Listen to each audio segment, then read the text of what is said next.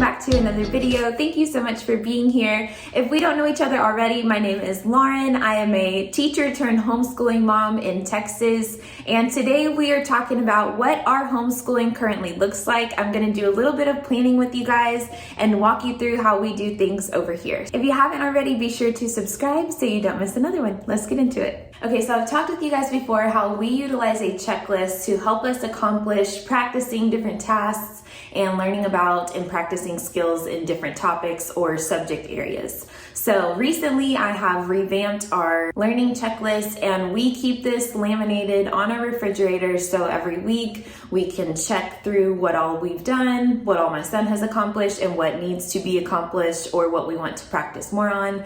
And every time that we revamp these together, we sit down and talk about what has worked, what hasn't worked, what we want to add to, or what we want to take off the list. So one thing that we've taken off the list is science and tech videos. And we've just noticed that my son wasn't really into that at the time. He was before, and since his interests have kind of changed a little bit for the time being. So we took that off the list because it was kind of one of those things when you don't check it off, it leaves kind of a hollow feeling, and you might think that it's not as productive, that your day hasn't been as productive, or that you're, ignoring something. So instead we just took it off the list, and I laminated our new one, put it up, and that one has been working well for now. And so I wanted to kind of talk about what we're using to satisfy those things. I'm currently not planning a full unit. There isn't anything that we've said, oh, we really want to dig into that. Nothing that my son has really shown a lot of interest in specifically, and that's perfectly fine. I love having the flexibility, and that's of course one of the perks of homeschooling and creating your own flow. We don't have to be married to a program or to a curriculum. Things change, and our learning and interest styles change, and so keeping the flexibility and the openness to that has helped take a lot of the responsibility to fit all different kinds of things and resources into our learning every single day. So therefore, I've been able to breathe a little easier, and it's been more enjoyable for my son because we have a lot of that flexibility. I don't feel like that drill sergeant style of parenting or homeschooling needs to be prevalent. I didn't feel like that in the classroom, so even at home I'm a little more lax, but I did want to show you guys what we're using to work through our checklist items and what we're using to satisfy each of those little tasks. So let's start with writing. I think I shared with you guys before that I really wanted to teach my son how to write in cursive, not only to strengthen his penmanship and to work on kind of some hurdles that we've been having with dysgraphia and dyslexia signs. I do think that it'll be a lot easier for him and less stressful. My son's also a lefty, and so he struggles with everything being from left to right when you're writing. And so I've seen a lot of improvements, but I just think that cursive is something that's going to just help him even more. And so of course I'm going to do that. So we are stepping into learning cursive and starting over with how the letters are formed and everything. So I have printed out, I found on Teachers Pay Teachers just an alphabet that had the uppercase and lowercase letters. Please be careful when you are looking for cursive stuff, because I saw a lot of really pretty script fonts, but they're not actual cursive. They look really cute and would be fun to use for the title on something or a brochure, but they are not traditional cursive letters. And so that was a little alarming. So I wanted to show you what I found. I laminated it so that it can be used over and over again. And then I also found some sheets that just have lines for practicing the letters over and over again. And this will become something that he can do for his writing practice, which is also one of our little topics on our checklist. I've shared with you guys before that we like to use the Minecraft books. You can find these on Amazon, or you might be able to find them at the bookstore or something like that. There are different, themes, so it makes it a little more enjoyable for whatever your kiddos are interested in. But they have different writing activities, so there may be unscramble the word, or fill in the blank, or rewrite the sentence, or share your opinion about whatever that has to do with that topic. So for us, it's Minecraft. So he can do that. He can do some of these activities, or he has these these little how-to books that I also found on Teachers Pay Teachers, but they would be very simple to make on your own if this is something that you're interested in. They're little how-to books and they come in various topics. So he just picks one, works on one of those, and then chooses another activity. So I've noticed that having a time limit is more effective than just saying, go accomplish this one task, because then we know that we're getting a good amount of exposure and practice in whatever amount of time that we set and talk about together. So I'll show you what those look like too. I just keep all of the little booklets in a pocket. I'm pretty sure I found this at the Dollar Tree, and then I have them already printed, stapled, and all of that so that he can come and choose. There's how to make lemonade, and then in here there are lined pages as well as a little box to draw a picture that goes along with it, so that's fun too.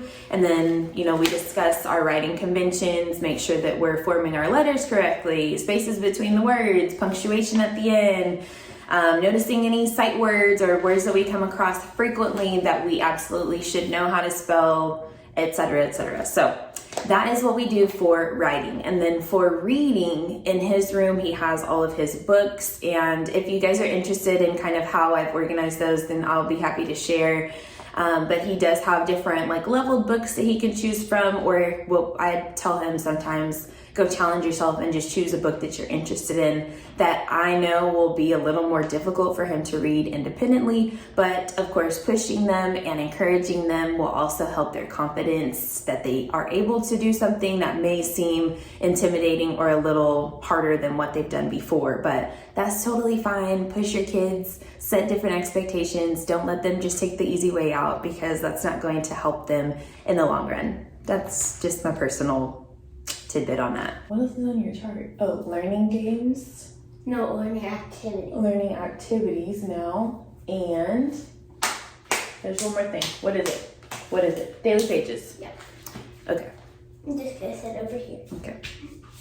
Okay, and then we have on the chart exercise. That's pretty self-explanatory. And I did want to share with you guys, my son has a smartwatch that he's had for a few years, but I think now that he's a little bit older, he's enjoying being able to do all of the things on it. So I'll show you guys that in a little bit. He's sitting down here, so I'm looking at him. I'll show you guys that in a little bit, because he's actually been really enjoying the exercise activities and games that they have. I think there's jump rope, dance, and then running. And so it tracks their activity. And that's more of a fun way to make sure that our kids are nice and active. I know whenever we homeschool, there aren't a lot of options, at least not in my area, of a PE or something that's just a fun way to get active. So finding different ways to do that can be tricky, but don't feel discouraged. I know that YouTube also offers a few different kids workout activities that are 10 minutes or 8 minutes or something like that. So that's also a good way to stay active and do something fun, or Just Dance, the kids version, or Kids Bop, or whatever it may be. So think outside of the box when it comes to those things as well. And then also on our chart, we have daily pages. And I used to make the daily pages. I was showing you guys what that looked like. And then for our second grade learning, since we are moving on up, I was able to find something that had a lot of different topics in one area. And I showed you guys a few videos back of what those were. It showed me printing those pages, and I left the creators' names in the description of that video, and I'll be sure to link that so you can go and find it. So we've been using those as our daily pages because they cover lots of information on one page, and it's different every single day. So math, reading, writing. So we have been trying to find different creative ways to get in our science and social studies. But like I said, we're not married to a unit right now, or a specific topic that we want to learn about. So we've just been doing our daily pages and having that satisfy our kind of repetition and practice with different reading, writing, and math skills. Okay, so this is what the watch looks like. It's a little VTech, and it also has a camera on top as well as the front-facing camera, so that's cool too. And then on here, I can find it, hold on. Press the home button. I see it. I'm trying to do it without showing a glare, but so here's one for running, and then there's also... I dance, you dance, and I jump, you jump. You can set the time, it keeps your high score. So this has been really cool. I've been hearing him running around and jumping in the house, and he's tracking himself on his watch. So like I said, a great way to incorporate that and have it be something fun for your kids to keep track of, and also get a little bit of exercise and, movement into their day. Okay, and then last but not least is our learning activities. And I've shared with you guys before that we keep these in just a little photo box, a plastic photo box. But I also let my son play on the computer if he wants to get on like ABCYA and do some of those activities. I know there are lots of different websites that offer kid-friendly learning games that you can find out there. We love abcya.com. I know Brain Pop Jr., pbskids.org, lots of different things that have various topics to learn about and games to play that go along. So you can get out there and look those up. I like to print the ones that we can actually play physically as well. So Teachers Pay Teachers, I will always suggest that because it helps other educators out as well. But there are free options on there for you to utilize, so you don't have to go spend any more money. Just print the activity. I like to laminate them so that we can use them over and over again and or create our own. Okay, and then the last thing I wanted to talk about was getting outside. I know that there are lots of different fall activities and things to do in our community, and probably in yours too. Lots of them might be for free, especially if you can find a library, or many different libraries or rec centers or even churches might offer something for free. So definitely check that out. That's a great way to get your kids out and about, and also meet new people in your community as well who might also be homeschooling. I know that that's happened for us. Recently, we went to one of our local libraries' homeschool days where they did an activity. We got to meet some new friends, and then we've also been able to coordinate like a weekly park day with some other friends. So I definitely encourage you to plan those things throughout the week. It'll give you something to look forward to, give your kids something to look forward to, and everybody an opportunity to get out of the house and kind of change up the scenery a little bit. And it just breathes a different kind of excitement and fresh air into what you're already doing from day to day by homeschooling. So I absolutely encourage you to do that. Get out, even if it's going to the grocery store. We have found that that's one of our favorite weekly activities to do all together. So think outside of the box. It doesn't have to be traditional, and it doesn't have to be something that someone has already done. Create your own flow and be proud of what you put together, and just know it will feel more familiar, and making those choices that don't seem as traditional will become easier and easier for you to do as you go along.